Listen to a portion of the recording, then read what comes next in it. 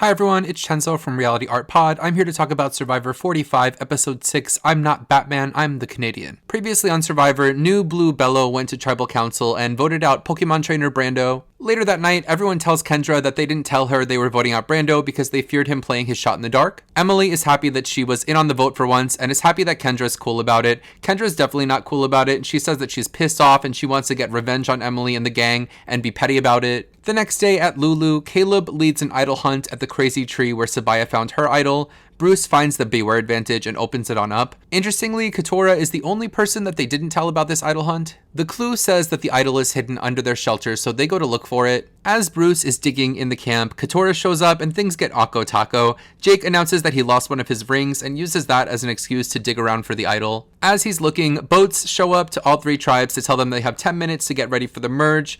Maya spends these 10 minutes writing a welcome message in the sand. During all the hubbub, Bruce finds the idol and says, "Sweet Caroline." Weird catchphrase, but okay. Then Bruce refers to himself as a celebrity. They merge onto the Red Reba beach. I guess that means that they have the best camp. The old Red Rebas are happy that Drew and Austin survived the last vote, and Bruce and Emily finally come face to face. Kendra gets emotional and wags her tongue, rocks back and forth, and twerks at the idea of them eating fish. Sifu mocks Salt Bae on the fish. Kendra goes back to Old Bello and gives them all the tea from the previous vote. Emily apologizes to Bruce for the premiere comments, but he still is out to get her. Austin tells Julie and Dee about J Maya's amulet decision and that he wants Kelly and J Maya out to get revenge for him losing his sandwich. Drew joins them and they plot against J Maya, which seems a lot like overplaying to me. Wouldn't you want to get rid of Kelly first, the person on the other tribe who you have pretty much no relationship with? A stick bug twerks to Sifu beatboxing, and Austin and Drew agree it needs to be J Maya or Kelly to go next. It starts raining and they're all wet. I feel like this is one of the first times, if not the first time, that it really rained on this season. I'm surprised they didn't all stage a walkout and quit. Sifu loves the rain. He says, "Let's go rain," and later he sneaks up on the girls while they're strategizing. Overall, he's being a nuisance around camp. Caleb and Emily are still a solid alliance, and Caleb says he's on a charm offensive trying to win everyone over and disarm them. Bruce sees Caleb getting along with everyone and feels left out and, dare I say, jealous. Bruce is not getting the celebrity treatment he deserves. I mean, he was on one whole half an episode of Survivor. Bruce goes to Kendra and asks her if he's a pariah, and she says, "What's a poopariah?" So Bruce notices that Caleb is doing well in running the game and that the original Bello tribe is doing absolutely nothing.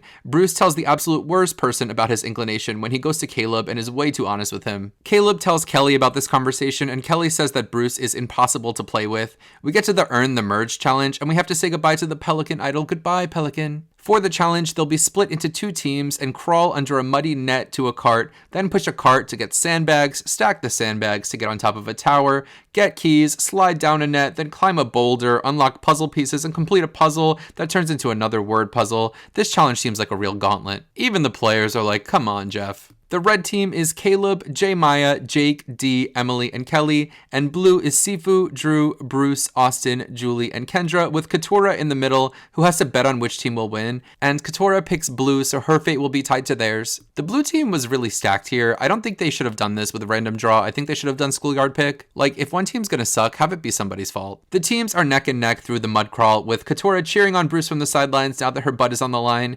J Maya struggles in the crawl and sets the red team up to a big deficit. Blue keeps their lead from there. Jake and Kelly seem to hurt themselves coming down the net slide. The word puzzle ends up being extremely easy, so the blue team wins this handily, and Katurah will join them at the merge. So the 7 people who are safe go to the merge phase to celebrate at the sanctuary, and at the sanctuary, the old Rebas are throwing out J Maya's name quickly, including Sifu, who thinks J Maya wrote his name down.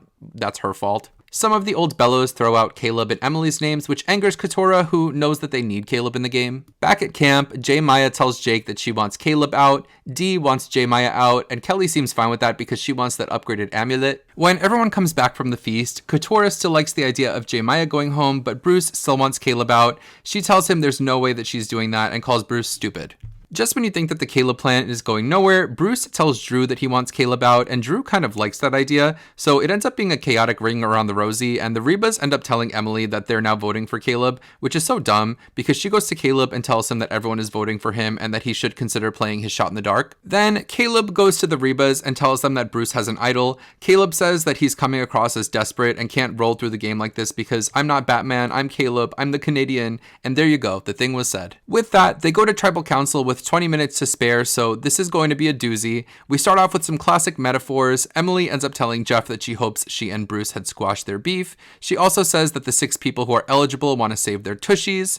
Caleb is open with Jeff that his name is on the chopping block. Eventually, Caleb announces that it's in everyone's best interest to vote out J Maya, and it becomes a face-off between Caleb and J Maya exchanging words. Caleb goes to vote and shouts out, "J Maya!" Austin decides not to vote and extends his idol one more week. Now, next week is his last chance to play it. When it's time to read the votes, Caleb ends up playing his shot in the dark and it ends up hitting and he's safe, which is actually insane and an awesome moment. Jeff has a certain light in his eye when the parchment says safe that you only see from a child at Christmas morning. So Jeff reads the votes and Caleb ends up having 10 votes against him that all don't count, and there are 0 votes that count. So Jeff asks them if they're ready to vote again or if they need more time, and of course they need more time, and it's a mad instant scramble between J Maya and Emily, with J Maya going up to everyone and saying, "Vote Emily, vote Emily, vote Emily," and Emily just skulking around, nervously listening in to all of the vote for Emily chatter. On the revote, J Maya is voted out unanimously, and Jeff tells her that he's glad that she was there, and then tells the rest of them that they're now merged. So we have to say goodbye to J Maya, who really exceeded my expectations of her on the season. I guess the bar is kind of low when you're happy someone didn't quit, but overall, I feel like a mergatory boot was about right for her, given that she was on a winning-ish team and seemed to make bad game moves at every step of the way.